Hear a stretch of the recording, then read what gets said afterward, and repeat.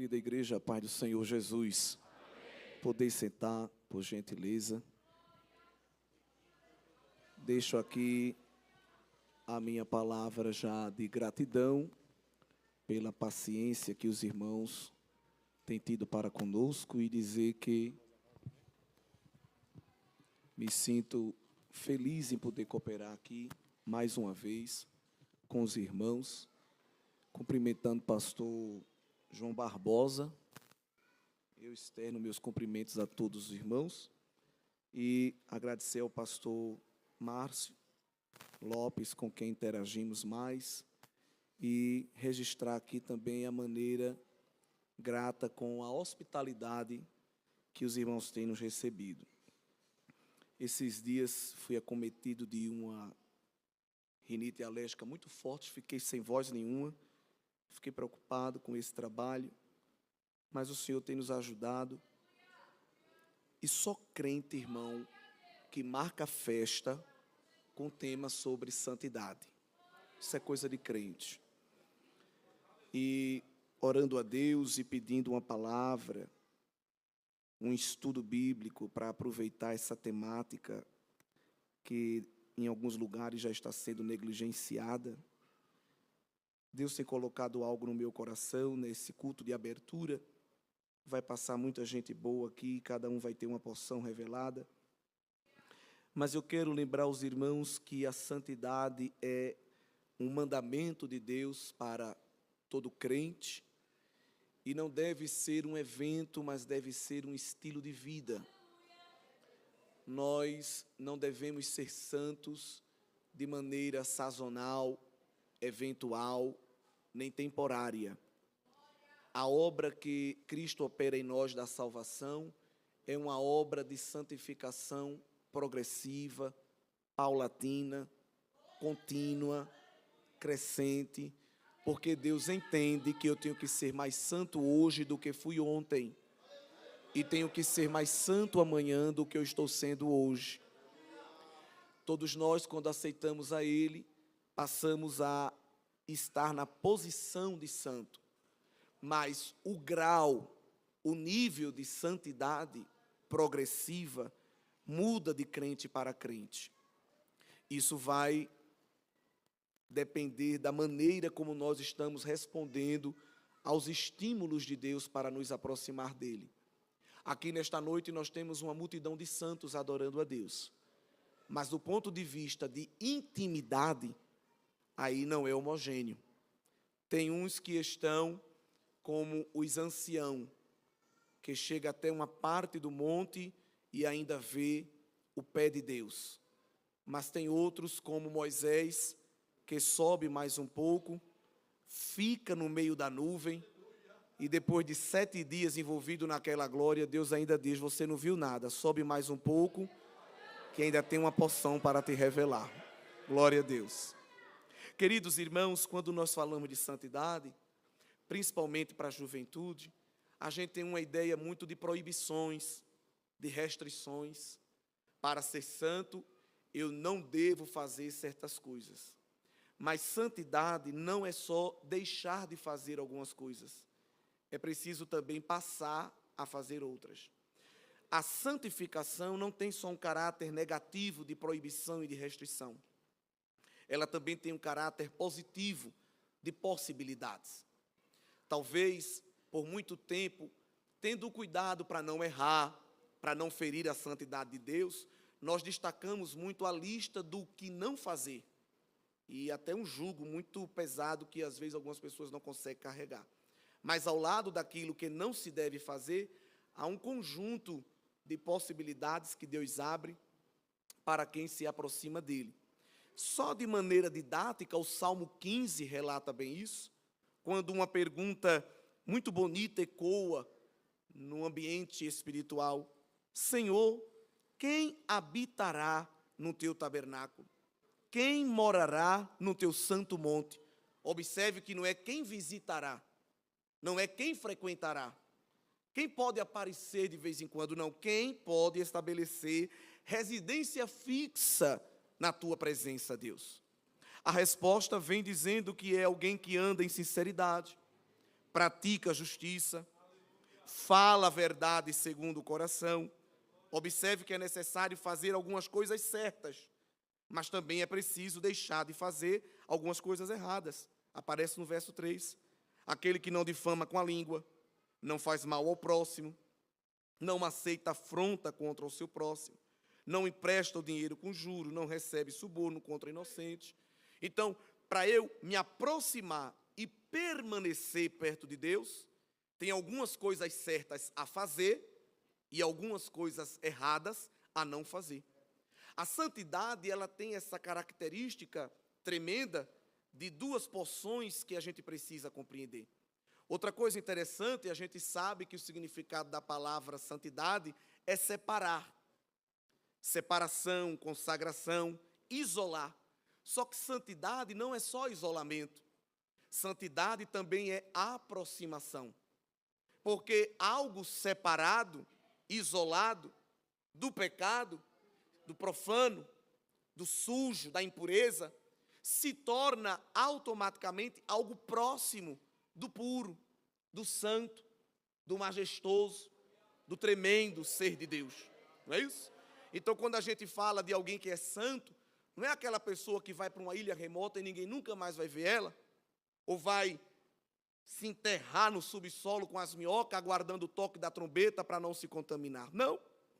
O santo está aí, vivendo, convivendo, interagindo, mas em meio a esta convivência, não se dobra, não se conforma, não se adequa, não se reforma, não se deforma, vai sendo transformado, diz Paulo, de glória em glória. Hoje é crente, amanhã é 2 vezes crente. Sexta-feira é 3 vezes crente. E essa escada que ele vai subindo, a cada passo que ele dá, que se afasta do pecado, mais próximo vai ficando do monte da santidade de Deus.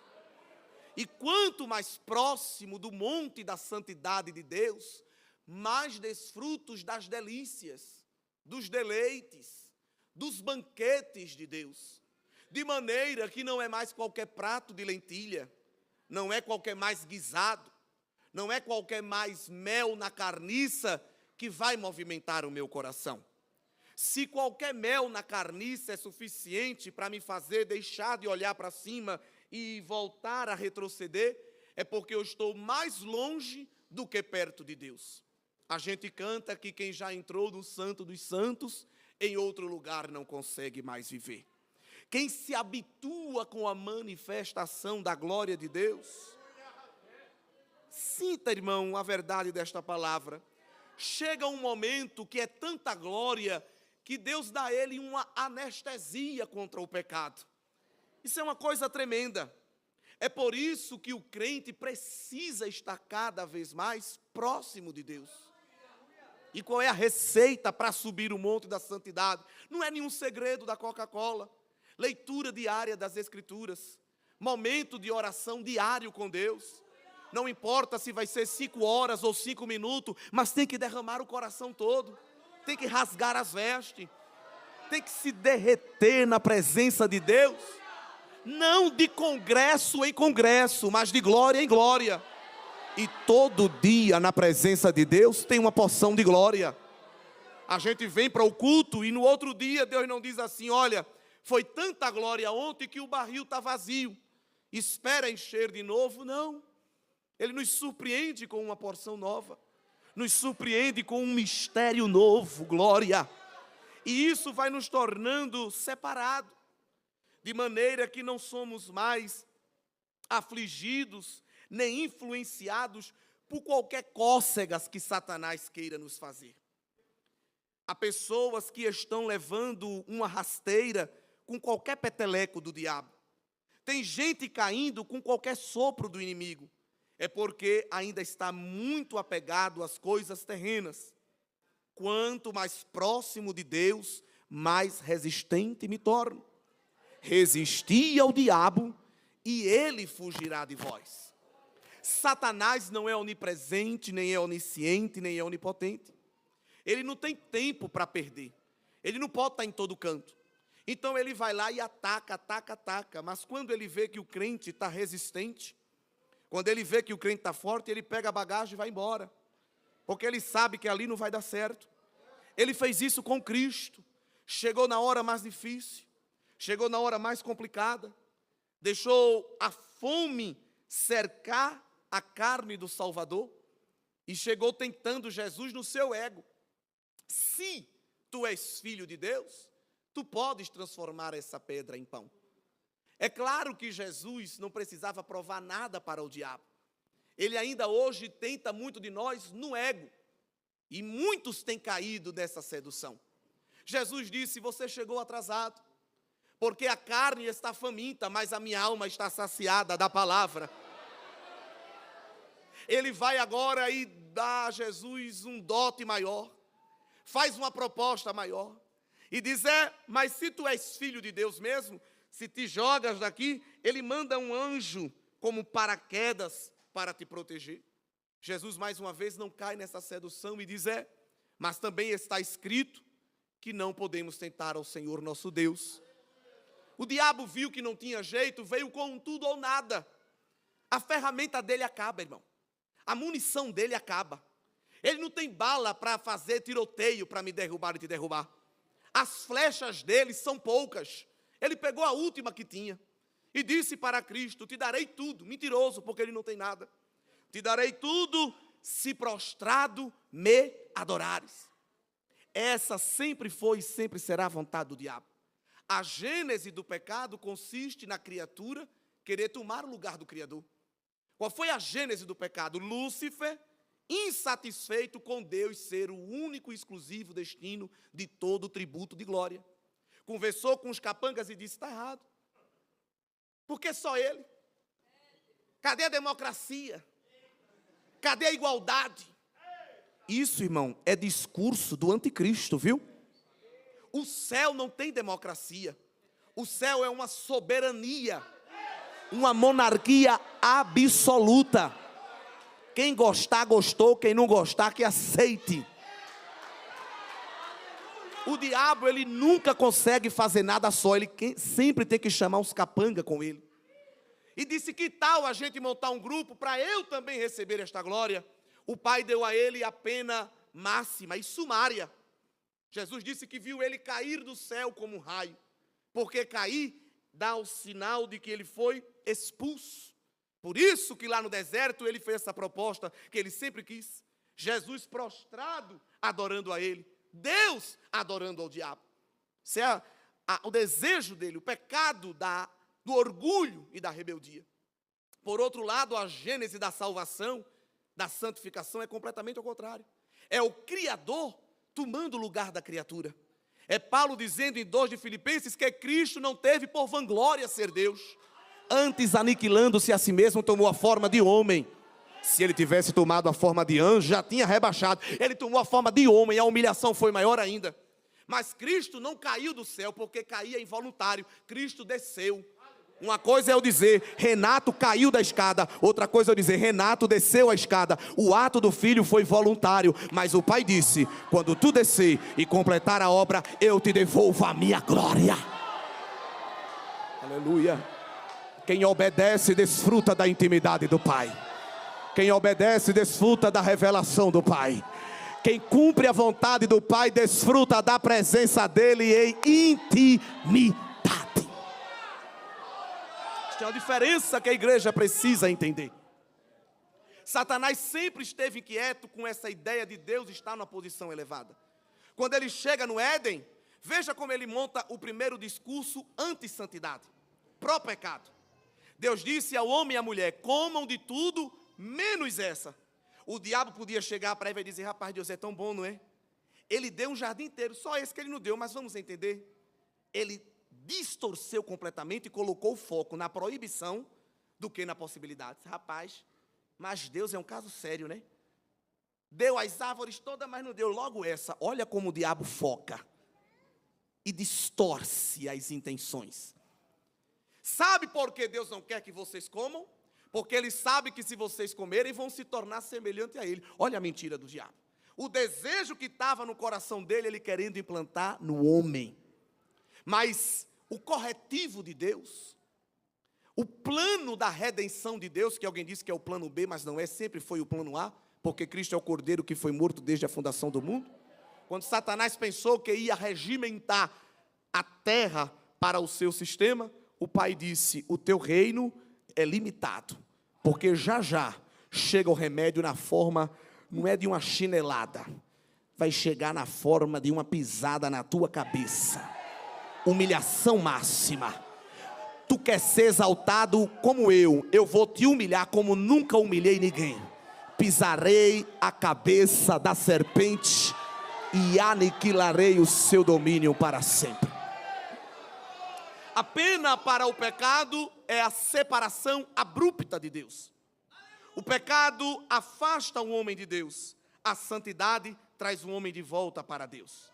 E é interessante um grande teólogo dizer para nós que as coisas são separadas porque são santas. Não são santas porque são separadas. A gente pensa que se cumprir um mero ritual, já está santificado. Não. Deus também está olhando, perscrutando as intenções do coração. O código de santidade no Antigo Testamento era ritualístico, cerimonial, mas apontava para o código da Nova Aliança, que é um código que vem mais ainda de dentro, da mente, das habilidades do intelecto, das vontades. Jesus mostra isso. No Antigo Testamento, o adultério era ser pego com outra pessoa que não fosse o cônjuge, e as testemunhas levavam para o sacerdote e podia ser apedrejado. Na Nova Aliança, Jesus disse: com o olho olhar e desejar, já pecou. Era melhor ter arrancado este olho. O que é que Satanás fez com a ideologia coach, que está entrando aqui que eu digo não nessa igreja, mas na igreja de maneira geral, de que o pecado é apenas uma questão de ponto de vista. Que o pecado é apenas uma questão de relativismo. Cada um é que escolhe o que é a pena, o que é a punição. Mas nós sabemos que há um padrão moral de santidade que é refletido do próprio Deus.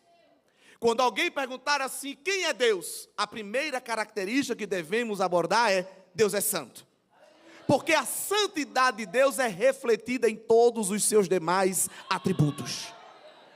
Alguém pode ser conhecido porque é amoroso. Ela vive beijando, faz sinal do coração, ela é tão dócil. Alguém pode ser conhecido porque é justo, não é?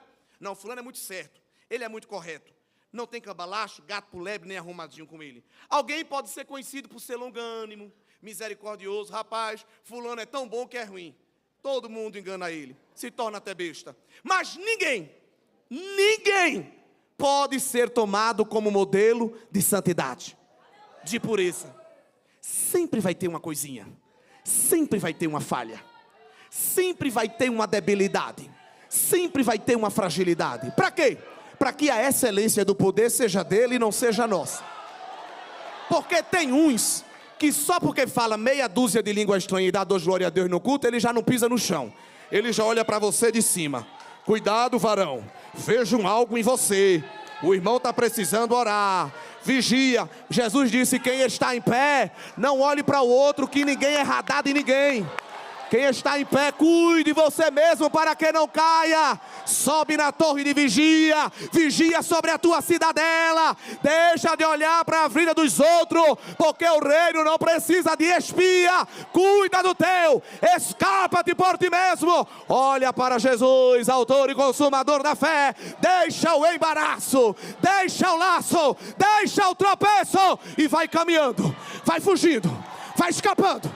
Deixa de conversa, deixa de lero-lero, deixa todo mal e segue a carreira que está proposta, e só troca a tua cruz pela coroa.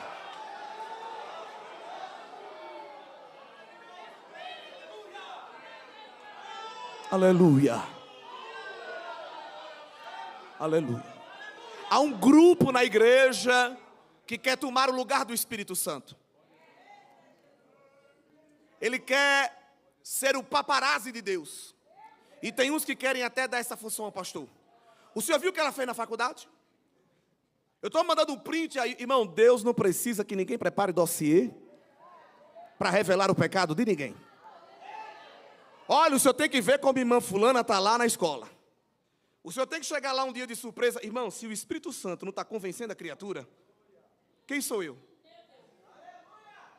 ele está tão resistente, ela está tão insensível, porque o pecado torna alguém insensível, que já é um zumbi e não percebe. E Satanás joga essas ideologias para dizer: não se preocupe, o Senhor te entende como você é. E você tem que se aceitar.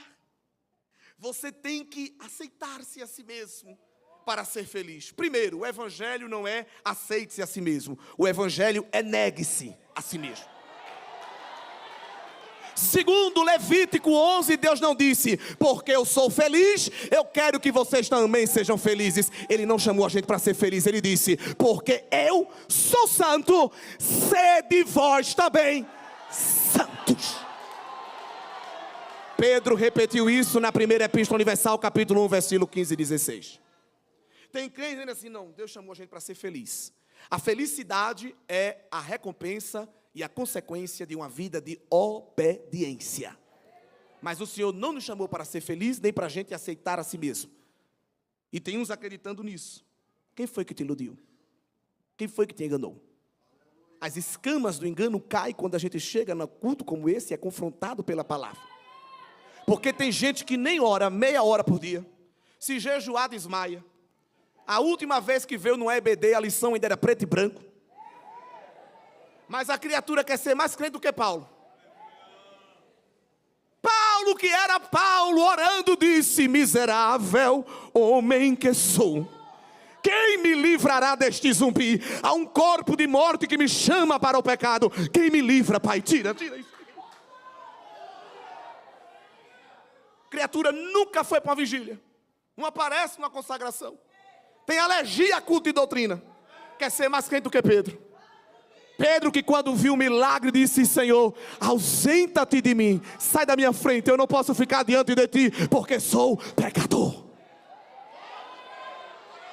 Sou pentecostal, gosto do mistério, me envolvo no manto, mas vejo muitas vezes uma geração que quer pipocar diante da glória, mas se esquece que a glória de Deus não pipoca ninguém. A glória de Deus bota o homem lá embaixo.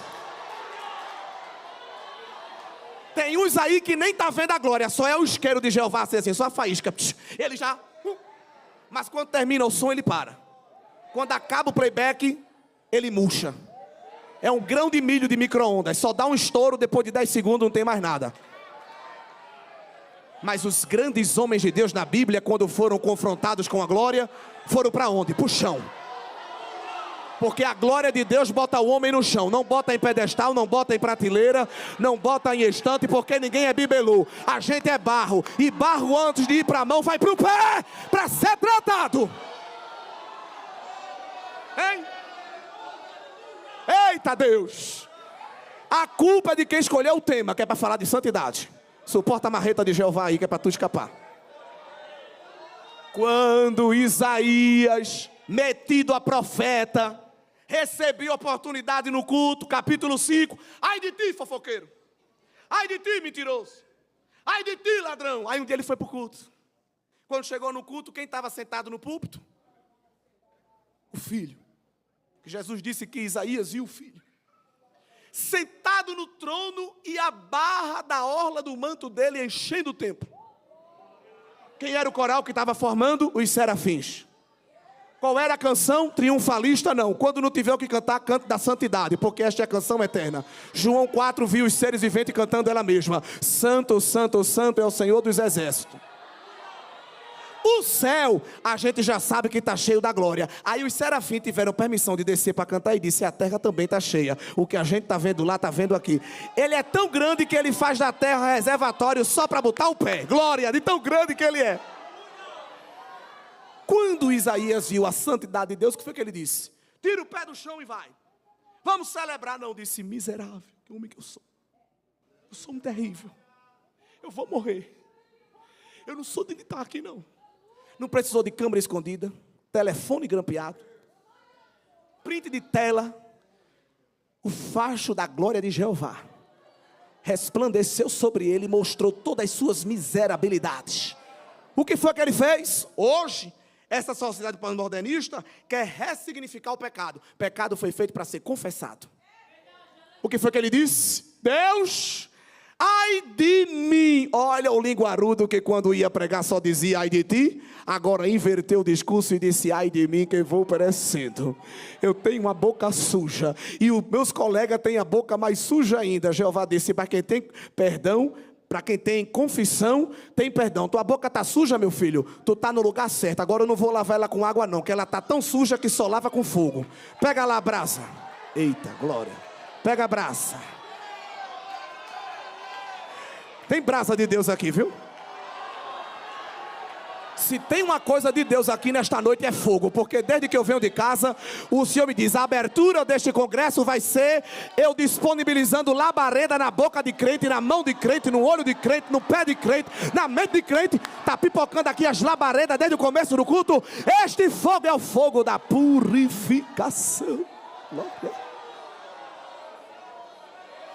Aleluia. Eita, radara sobre nevara séria. Duas coisas que Deus não faz com o pecado. Ele nem se assusta, nem se surpreende. E também não bota panos quentes. Não joga para debaixo do tapete. Quando a glória dele revela o pecado, que alguém grita misericórdia, a mão dele já está estendida dizendo, recebe ela. Zacarias foi para um culto, não precisou de página de fuxico, não precisou de grampo do telefone, nem de print screen. Deus revelou o pecado do sumo sacerdote. E disse, olha o sumo sacerdote como está. Olha para a roupa dele. Está como? Está suja. E ele está do lado de quem? O sumo sacerdote, que era para estar do lado de Deus. Quem está do lado de Deus já era o próprio diabo. O diabo já considerava aquela luta ganha. O que foi que Jeová fez? Pegue Vênus, pingue 2 gotas, bote na Electrolux e já vai sair centrifugado. Não. Tem sujeira, irmão, que não sai mais com água. O negócio é sério aqui. Tem ruindade de crente que está tão incrustado que só no fogo. Eita glória. Jeová disse para o anjo, vai lá no altar, pega um tição tirado do fogo, toca na veste do sumo sacerdote Josué. Eu vou torar a cabeça de Satanás agora. Quando ele estender a mão que disser pecado, eu vou dizer, chegasse atrasado. O fogo purificador chegou primeiro. Cadê o pecado que estava aqui? O fogo do altar de Jeová queimou. Glória a Deus. Glória a Deus. Anda sobre forga, xerebecandarácia, derreminácia. Alguém abre a boca, eita, tá aqui, e diz assim, eu sou assim mesmo, se quiser desse jeito, quem te iludiu? Tem um tição tirado do fogo e Jeová vai tocar na tua boca, glória. Tu tá dizendo, é meu temperamento, foi até hoje, até o teu temperamento eu estou mudando, assim diz o Senhor. Tu crê? Eita glória, às vezes o psicólogo não gosta, mas Jeová está mudando até o conjunto das tuas emoções, porque ela tem te atrapalhado. O fogo consumidor está aceso, porque eu, Deus, sou fogo consumidor, e esta labareda está te queimando por dentro e por fora. Não é um isqueiro nem um fósforo não, a labareda está queimando por dentro e por fora. É pureza. É noite de pureza, é noite de pureza na presença do El Shaddai. Aleluia. Esta santidade de Deus, irmãos, deve ser refletida por nós. Aleluia. E por que é que Deus nos purifica no fogo? Quando Moisés subiu o Horebe, ele viu o quê? Fogo. Quando Ezequiel estava nas planícies poeirentas da Babilônia, à margem do rio Quebar, ele viu o trono, viu o filho resplandecente, metade do corpo do filho era o quê? Fogo. João, na ilha de Pátimos, olhou para Jesus e disse, olha que olhos bonitos, lente de contato, azuis, verdes, sei lá que não, olhos como fogo. Porque o fogo, ele tem uma característica muito tremenda. Porque ele purifica coisas sólidas. Entende? E tem corações que estão tão endurecidos aqui esta noite, que não estão como pedra, estão como metal até. Mas Jesus é Jesus. E não bota uma plaquinha na cabeça de ninguém dizendo, aceite ela assim, viu, porque ela é minha ungida. Vai acreditando nisso? Quando Malaquias profetizou de Jesus no capítulo 3, ele disse, olha, ele está vindo aí. E ele tem uma audiência marcada com a casa de Levi. Casa de Levi, casa sacerdotal. Sacerdócio corrompido, levando pão mofado para o culto, entregando a Deus cordeiro coxo, animal paralítico, estava uma bagunça. Aí o que foi que Malaquias disse? Ele está vindo aí, o Cristo. Ele vai sentar no banquinho, vai chamar a casa de Levi para uma conversa, e na sua mão ele está trazendo, oh coisa linda, lixívia e fogo de ourives. Ele está trazendo creolina, água sanitária, cloro, hipoclorito de sódio. E ele vai lavar as vestes da casa de Levi. As impurezas superficiais vai sair tudinho. E as incrustadas, ele como ourives vai acender o maçarico, vai botar a pedra em cima da tampa e vai dizer ao fogo, queime, queime, queime. Quanto mais o fogo pega, mais o metal derrete, amolece, se funde. É alguém que bate no peito achando que é um Tarzan e dizendo, se quiser assim, pronto, Jeová diz, eu ainda vou aumentar o ardor da chama. Eita, alguém se derretendo dizendo, Deus, tem misericórdia. Ai, Jesus, tem misericórdia. Não, eu só estou começando. Vem mais fogo aí, glória. Eita, Deus, eu prometo que se eu sair daqui, eu não faço mais. Eu prometo, se eu escapar, eu vou mudar. É isso mesmo, mas não acabou não. Quando ele derrete a massa metálica, aí ele vem com a pinça. Porque tem uns que se derretem, mas quando o fogo apaga, que ele arrefece e esfria, endurece de novo.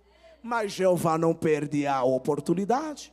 Aproveita que a massa está molinha, pega a pinça e diz, agora eu vou tirar aquele mal que está incrustado dentro da tua essência. Eita glória. Eita Deus. E tem uns que pensam que Jesus está vindo com algodão cor-de-rosa, melado no leite rosa para passar no seu rosto. Não. Depois que ele queima, derrete e tira as pinçadas, aí você diz, e agora? Ficou tudo esburacado. Agora vem a lixa. Nada contra cosmético, é para usar. Mas nós somos a geração que passa muito tempo no espelho. Nada contra. Tem uns que bota e continua do mesmo jeito. Mas o movimento que Malaquias profetizou, ele não vai vir essa noite assim, ó. Olha, ele está vindo com lixa e dizendo, isso aqui não me agrada. Isso aqui também não. Suporta o movimento do Espírito lixando a tua personalidade. Glória, glória, glória. Eita glória. Mas depois que ele lixa vem o brilho. Depois que ele lixa vem a glória. Depois que ele lixa vem a beleza. Eita Deus. Alguém vai olhar para ti e não vai te reconhecer. Tu crê nisso que está descendo uma dose de beleza espiritual? O teu testemunho vai aumentar. Glória. Alguém vai olhar e vai dizer, eu estou vendo um brilho na tua face, eu não sei explicar que brilho é esse. Você vai dizer, eu sei, glória, não é da Avon, nem é da Natura, esse aqui veio do céu. Esse aqui é o reflexo do Espírito. Eita Deus. Isaías 4, abre a tua Bíblia aí, esse texto eu queria que a gente lesse junto. Eita glória. Aleluia. Às vezes você pergunta assim, Deus, por que tu exige tanto de mim? Alguém vai, faz, deixa de fazer e parece que está tudo bem. Tanta exigência de mim, Senhor, é porque eu te elegi como um instrumento da minha glória. E eu não apareço onde há imundícia. Quero usar tua língua para destacar prisões, glória. Quero usar a tua mão para declarar abertura de cárcere. Eu não uso mão imunda. Estou queimando e estou lixando a tua mão, porque quando tu tocar na tua... Eita glória! Quando tu tocar a tua mão na ferida, ela vai ser sarada na hora. Quero usar a tua mão para curar câncer. Alguém está com tumor, glória. A tua mão vai estar tão cheia de fogo que eu vou confundir o tratamento do médico. Abre a mão e recebe, porque a palavra é profética. Rebara sobre a fúria, rebaixaria. A maldição se instalou lá. Eu estou lixando a tua mão, porque ela tem mão de autoridade. A autoridade minha, nela. A tua mão está recheada da minha autoridade. Alguém declarou a palavra de maldição e a terra ficou seca. Mas quando tu estender essa tua mão cheia de fogo, eu vou neutralizar a maldição. E vou dizer ao mal: retroceda, porque a mão está ungida, a mão está cheia da glória. A mão não é mão de performance, é mão de autoridade de quem tem intimidade. Assim diz o Senhor. Aleluia. Isaías 4:4. Quando o Senhor lavar a imundícia das filhas de Sião e limpar o sangue de Jerusalém do meio dela, com espírito de justiça e com espírito de ardor, criará o Senhor sobre toda a habitação do monte de Sião e sobre as congregações uma nuvem de dia e uma fumaça e um resplendor de fogo chamejante de noite, porque sobre toda glória haverá proteção. Outra tradução: a glória tudo cobrirá como abrigo.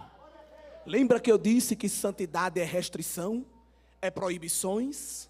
Tem que se limpar do pecado, tem que abrir mão da imundícia, tem que renunciar à mulher de Potifar, às conversas de Dalila, a pornografia, a bebedice, a glutonaria, a inveja que tem matado muito crente, a malícia, conversa de sentidos dúbios. Tem que se lavar de tudo isso.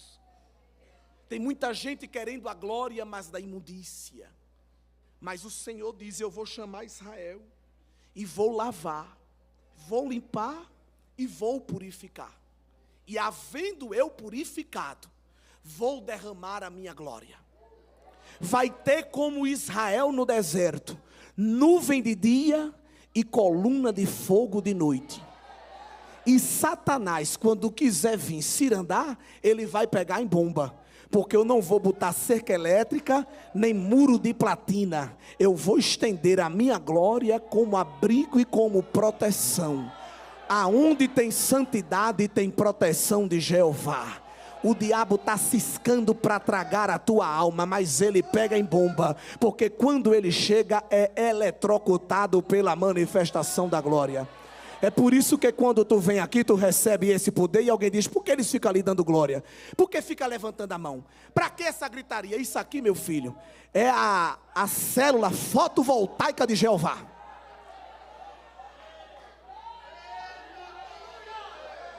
Glória. Isso aqui é a placa solar de Jeová. A gente está aqui nesse culto recebendo poder, dando glória a Deus, dando aleluia. Mas já tem uma encruzilhada, uma cilada, uma arapuca, uma armadilha, uma flecha, uma lança, um arco, um carro preparado para te derrotar. Já tem. Pode ficar certo, está na esquina. Às vezes está em casa. Às vezes vai estar na conversa de zap. Vai estar no outro dia no trabalho.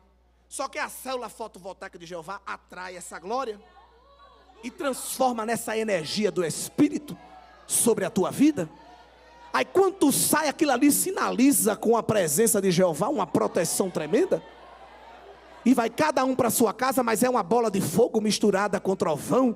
Eita, glória a Deus. Quando Moisés subia no monte, o monte tremia, o trovão ribombava, as labaredas se acendiam, as ovelhas queriam comer a grama e não podia, e alguém dizia: o que é isso? Quando Moisés voltava, tinha que botar até um lenço no rosto, porque alguém não suportava ver o reflexo do restinho que ficava do culto lá em cima no monte.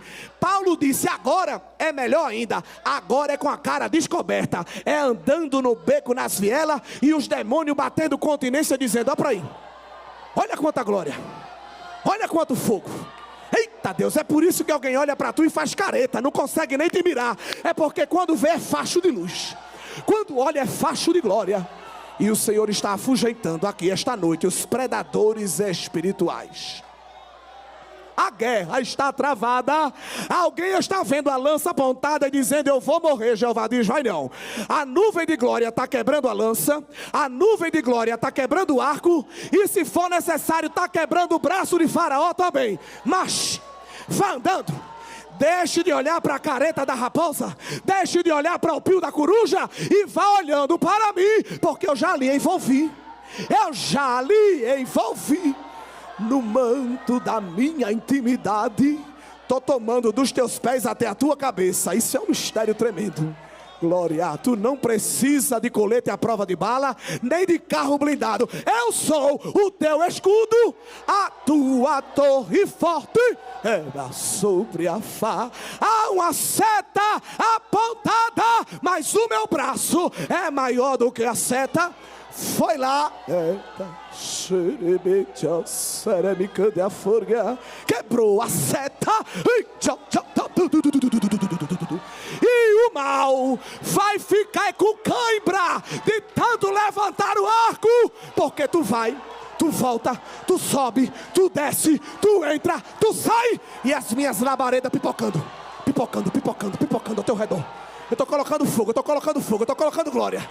Eu estou te invisibilizando, eu estou te guardando. Entra nesta nuvem, entra neste manto, entra, entra, entra, porque quando tu chegar lá, quando tu chegar lá, tu vai ouvir só o barulho da correria, tu vai ouvir só o barulho dos demônios indo embora, porque a terra está santificada, o monte está ardendo. Eita, sente a fúria. A minha carne está tremendo aqui, irmão, estou me segurando. O monte nesta noite está tremendo. É prova sóbria. Lá na tua casa Satanás se andou até hoje, porque tu está indo acompanhado. Tu está indo acompanhado é com a glória do Deus vivo. Abre a tua boca e dá glória a Deus.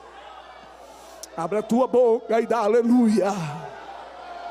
Se tu é batizado com o Espírito Santo, destrava essa língua estranha. Fale mistério, porque quando tu abre a tua boca, Jeová está te circundando de glória. Eita, tem crente que já não gosta desse barulho.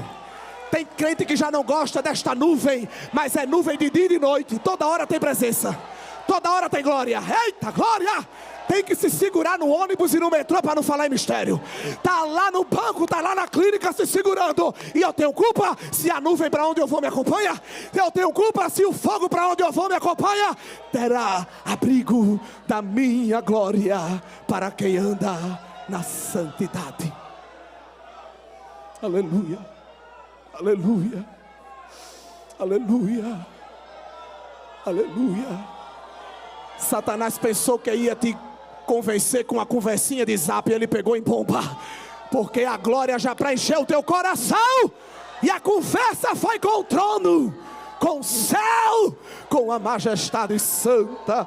Louvado seja o nome do Senhor.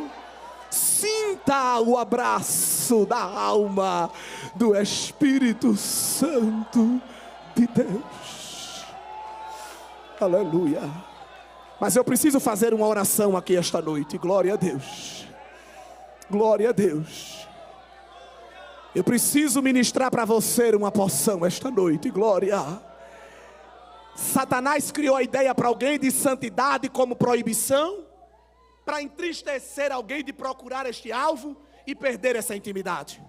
Mas essa noite de abertura, Deus está dizendo: olhe para a santidade muito mais como possibilidade de uma vida envolvida na minha glória. Suba ao monte crente e desça pipocando. Tem crente, irmão, que vem para o culto e sai pior do que veio. Culpa o pastor, o dirigente do culto, o cantor, o pregador. Não, meu filho, o ruim é você mesmo. Você é ruim para adorar. Porque Moisés não tinha direito muitas vezes a levar ninguém, era sozinho. E o monte da intimidade é a gente e Deus. É Deus e eu. Então se alguém do teu lado é cru, tu é uma labareda para aquecer o cru. Se alguém é um freezer, uma geladeira, tu é uma caldeira de Jeová. E o princípio da termodinâmica nos diz que o frio passa para o calor. Quem criou a física foi Deus. Um dos princípios da termodinâmica diz que o calor sai do corpo mais quente para o mais frio. Então é por isso que de vez em quando no culto, uma geladeira senta do teu lado. Um cubo de gelo senta do lado da panela de pressão. A panela de pressão já está chiando. Jesus, é muita pressão, eu vou estourar. Vai não, vai chiando. Eita.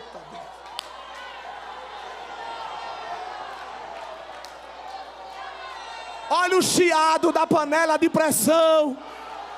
É glória por dentro e por fora. E Jeová dizendo, eu vou aumentar a temperatura e vou mandar mais. Eu vou aumentar a temperatura e vou mandar mais. Eu vou aumentar a temperatura e vou mandar mais. E o gelo vai derreter. O coração duro vai amolecer. E o incrédulo vai ferver no monte da minha santidade.